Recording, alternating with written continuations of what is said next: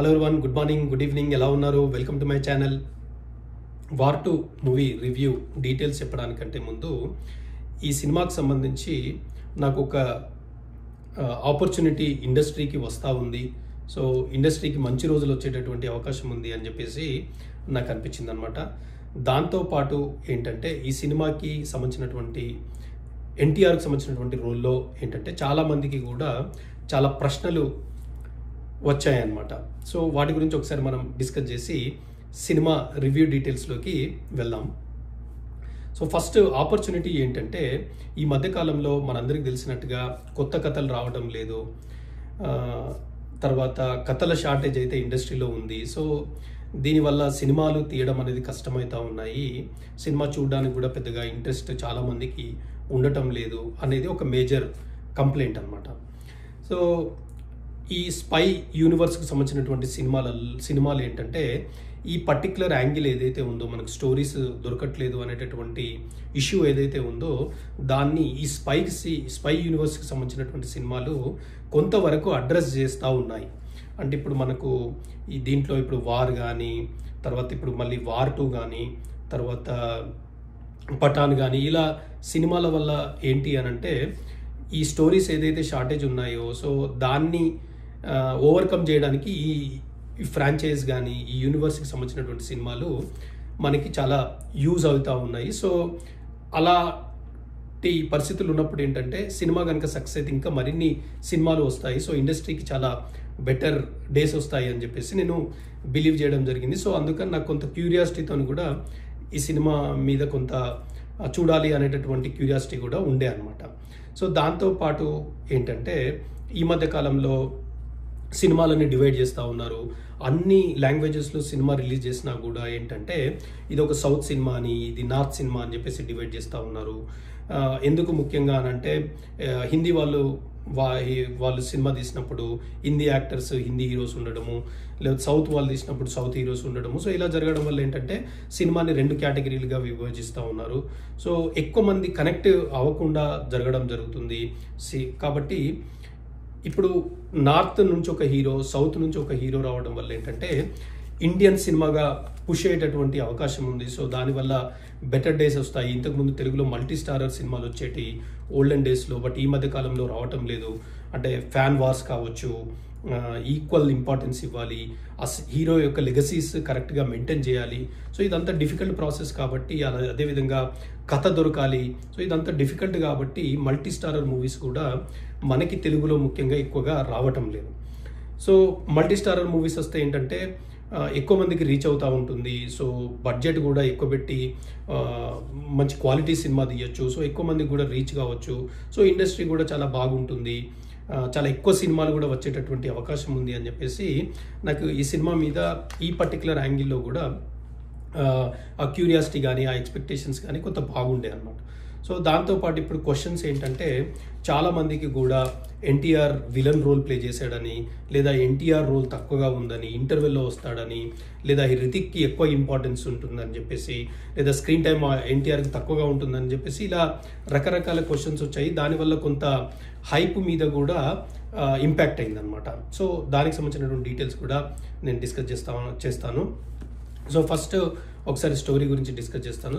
Story ఏంటంటే international mafia, ఒక Cartel mafia ఉంటుంది. సో డిఫరెంట్ కంట్రీస్ నుంచి. సో వీళ్ళు ఏంటంటే వీళ్ళ వల్ల ఇండియాకి థ్రెట్ ఉంటుంది. సో వీళ్ళతో పాటు మామూలుగా వార్ 1లో లాగానే హీరో ఏంటంటే వీళ్ళతో పాటు జాయిన్ అయ్యి ఆ కంట్రీకి అగెనిస్ట్గా వర్క్ చేస్తూ ఉన్నట్టు మనకు చూపిస్తూ ఉంటారు అనమాట. సో ఆ ప్యారల్గా ఏంటంటే రా ఏజెన్సీ ఉంటుంది. సో ఈ రా ఏజెన్సీకి లీడర్ వచ్చేసి అనిల్ కపూర్ అనమాట. సో తర్వాత దాంట్లోనే Kiara Advani one of the ఆఫీసర్స్గా ఉంటుంది. సో తర్వాత ఒక ప్యారల్ లీడ్గా ఎన్టీఆర్ని అసైన్ చేస్తారనమాట. వీళ్ళ టాస్క్ ఏంటంటే రితిక్ రోషన్ని పట్టుకోవడం. రితిక్ రోషన్ పేరు కబీర్, తర్వాత ఎన్టీఆర్ పేరు వచ్చేసి విక్రమ్ అనమాట. సో ఇది మెయిన్ సినిమా అనమాట.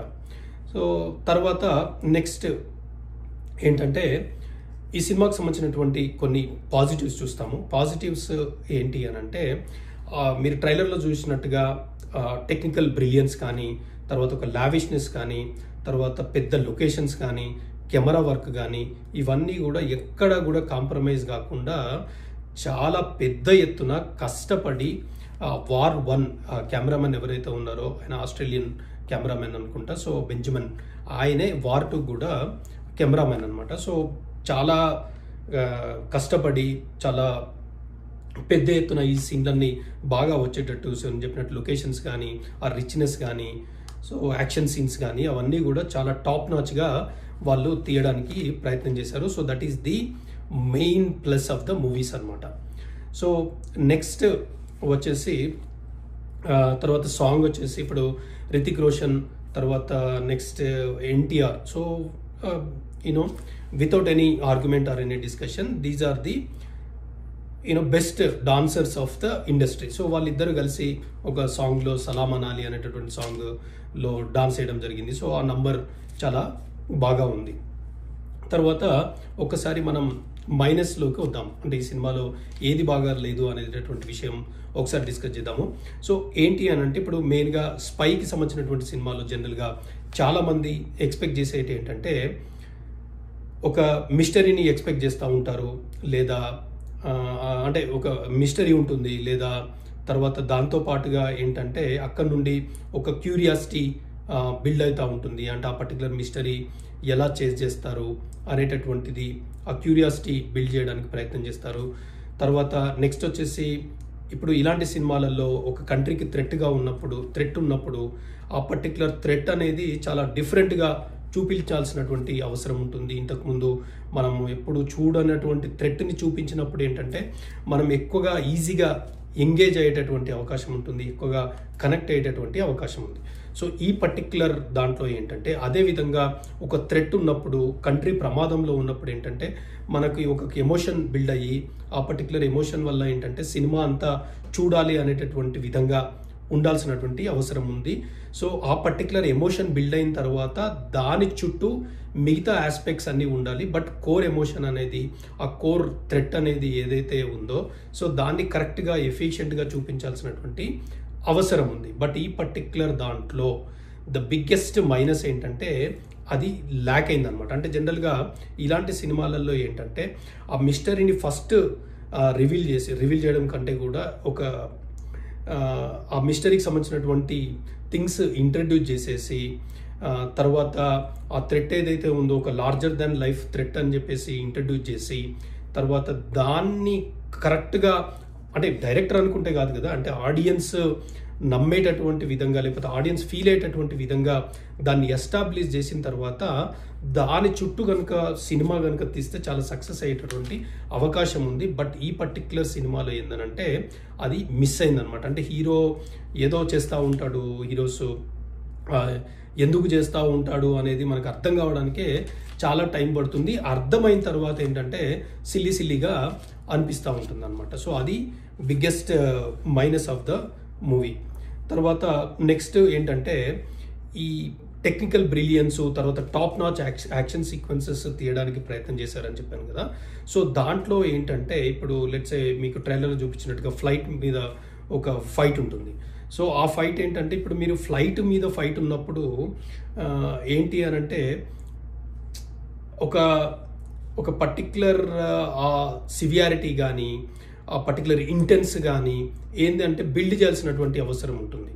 అంటే అది either you do with how the fight is choreographed or background మ్యూజిక్తోని ప్లస్ ఆ ఫైట్ కొరియోగ్రఫీతోని వాళ్ళు మనము ఆ విధంగా ఫీల్ అయ్యేటట్టుగా ఇంటెన్స్గా ఫీల్ అయ్యేటటువంటి విధంగా తీయాల్సినటువంటి అవకాశం ఉంది, ఉండాల్సినటువంటి అవసరం ఉంది. కానీ ఈ పర్టిక్యులర్ దీంట్లో ఏంది అని అంటే ఆ ఇంటెన్సిటీ, ఆ సివియారిటీ అనేది మిస్ అయిపోయి చాలా యాక్షన్ సీక్వెన్సెస్ ఏంటంటే సిల్లీగా అనిపిస్తాయి అనమాట. ఇప్పుడు ఫర్ ఎగ్జాంపుల్ ఒక 100th ఆర్ 200 ఫ్లోర్స్ ఉన్నటువంటి బిల్డింగ్ టాప్ మీద ఒక ఫైట్ ఉందనుకోండి. సో ఆ పర్టికులర్ ఫైట్ మనం చూస్తున్నప్పుడు గూస్ బంప్స్ రావాల్సినటువంటి అవకాశం ఉంది. సో అంతటి ఇంటెన్స్ మనం ఫీల్ కావాల్సినటువంటి అవసరం ఉంది.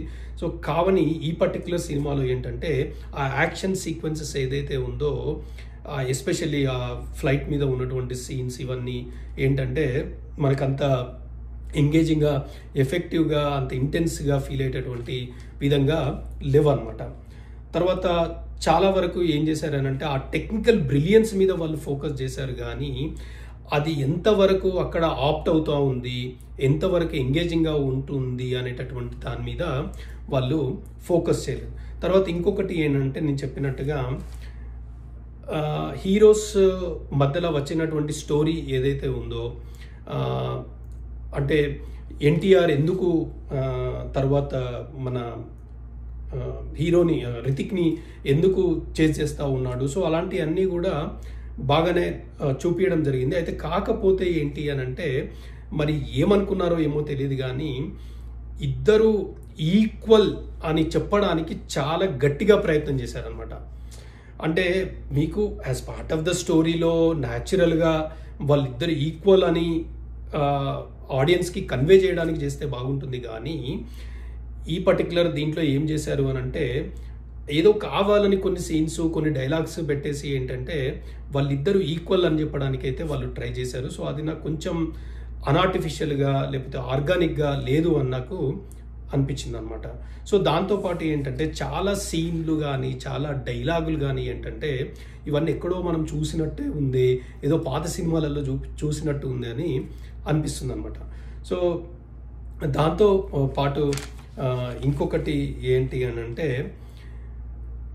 హీరోస్కి సంబంధించినటువంటి ఇంట్రొడక్షన్ సీన్స్ అంటే పూర్తి స్థాయిలో అంత కన్విన్స్గా అనిపించలేదన్నమాట. ఏదో ఫాస్ట్గా హీరో ఇంట్రొడక్షన్ సీన్స్ అనేది వచ్చి పోతూ ఉంటాయి. సో అదంతా నాకు పెద్దగా ఎంగేజింగ్గా కానీ ఎఫెక్టివ్గా కానీ అనిపించలేదు. So these are the things. So ఇప్పుడు నేను కొన్ని క్వశ్చన్స్ ఉన్నాయని చెప్పాను కదా, ఎస్పెషల్లీ ఎన్టీఆర్ రోల్ ఏంటంటే దాదాపు చాలామంది ఎక్స్పెక్ట్ చేసినటువంటి దానికంటే భిన్నంగా కూడా ఏంటంటే ఎన్టీఆర్ రోల్ చాలా వరకు ఉంటుంది.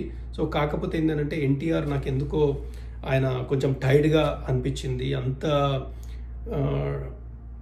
ఏమో అంటే ద వే ఆ బ్యాక్గ్రౌండ్ మ్యూజిక్ వల్లనో లేదనంటే ఆ స్టోరీలో అంత ఎంగేజింగ్ థింగ్స్ లేకపోవడమో ఏమో కానీ అంత ఆయన ఇన్వాల్వ్ అయ్యి యాక్టింగ్ చేసినట్టుగా అంటే కంపేర్ టు రితిక్ అయితే నాకు అనిపించలేదు అనమాట. బట్ ఓవరాల్గా ఏంటంటే ఎన్టీఆర్కి మాత్రం వాళ్ళు చాలా వరకు హీరో ప్రజెన్స్ కానీ ఇంపార్టెన్స్ కానీ వాళ్ళు ఇస్తూ అయితే సినిమా తీయడం అయితే జరిగింది. సో ఆ విషయంలో నాకైతే కొంచెం హ్యాపీగా అనిపించింది. ఎందుకనంటే ఏదో తెలుగు హీరో అని చెప్పేసి సైడ్ చేసి అంటే అన్ఇంపార్టెంట్ క్యారెక్టర్గా కాకుండా చాలా ఇంపార్టెంట్ ఉన్న character at the same time lengthy character అనేది వాళ్ళు ఇవ్వడం జరిగింది. సో ఇప్పుడు నెక్స్ట్ వచ్చేసి బాక్స్ ఆఫీస్ దగ్గర ఈ పర్టికులర్ సినిమా ఎలా పర్ఫామ్ చేస్తుందో చూద్దాము.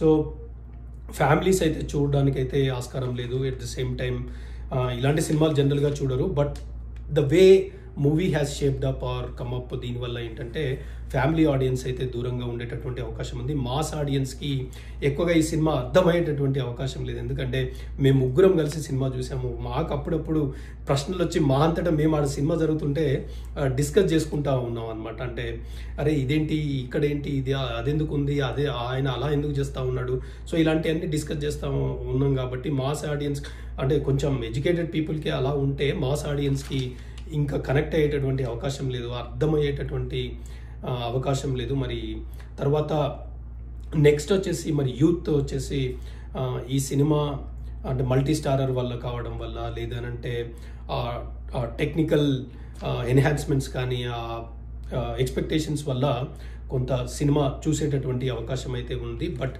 ఓవరాల్గా ఏంటంటే వార్ 2 మీద ఉన్నటువంటి ఆ బజ్ ఏదైతే ఉందో, ఆ హై ఏదైతే ఉందో, హైప్ కానీ ఆ ఎక్స్పెక్టేషన్స్ ఏదైతే ఉందో, maybe not from the audience but I'm just telling in general, maybe from the industry side కానీ ఆ ఎక్స్పెక్టేషన్స్ ఏదైతే ఉందో సో అవన్నీ కూడా రీచ్ అవ్వడానికి అయితే ఆస్కారం లేదు. మరి ఇప్పుడు వచ్చినటువంటి సినిమా మరి ఇది కారణం వల్ల మరి ముందు ముందు ఇలాంటి మల్టీ స్టారర్ సినిమాలు రాకుండా ఉండేటటువంటి అవకాశం ఉందా లేదా, ఇంకా ఏమన్నా ప్రయత్నం చేస్తారా అనేది అయితే చూడాలి. బట్ ఒక బంగారం లాంటి ఆపర్చునిటీ అయితే మిస్ అయినటువంటి పరిస్థితి అయితే నాకు కనిపిస్తూ ఉంది. ఈ సినిమా కనుక సక్సెస్ అయితే ఇంకా చాలా సినిమాలు చాలా ఫాస్ట్గా వచ్చేటటువంటి అవకాశం ఉండేటి. Multi starrer especially south side నుంచి యాక్టర్స్ని ఇంక్లూడ్ చేస్తూ, Telugu side especially Telugu side నుంచి యాక్టర్స్ని ఇంక్లూడ్ చేస్తూ సో మల్టిపుల్ హీరోస్తో సినిమా వచ్చేటటువంటి అవకాశం అయితే చాలా ఎక్కువగా ఉండేది. బట్ ఈ సినిమాతో కొంత అది క్వశ్చన్ అయ్యేటటువంటి అవకాశం ఉంది. బట్ ఇంకొక థింగ్ ఏంటంటే ఐ ఫర్గాట్ టు మెన్షన్, ఏంటంటే డబ్బింగ్ అనేది ఈ సినిమాలో ద మేజర్ ప్రాబ్లం. ఏంటంటే రితిక్ రోషన్ డబ్బింగ్ అయితే మనకు ఒక్కొక్కసారి అర్థమే కాదు. ఆయన మేబీ ఏఐతోనే ఏమన్నా డబ్బింగ్ చేశారేమో తెలియదు, బట్ ఎన్టీఆర్ వాయిస్ కూడా అంత క్లారిటీగా లేదు. సో డబ్బింగ్ అనేది ఈ సినిమాలో ఎస్పెషల్లీ హీరోస్ వాయిస్ వచ్చేసరికి అదైతే నాకు కొంత మైనస్ అయితే అనిపించింది. సో ఇది దీనికి సంబంధించినటువంటి, ఈ మూవీకి సంబంధించినటువంటి విశేషాలు. So next time I'll connect with you with another movie review. Thanks for watching, appreciate it. Bye.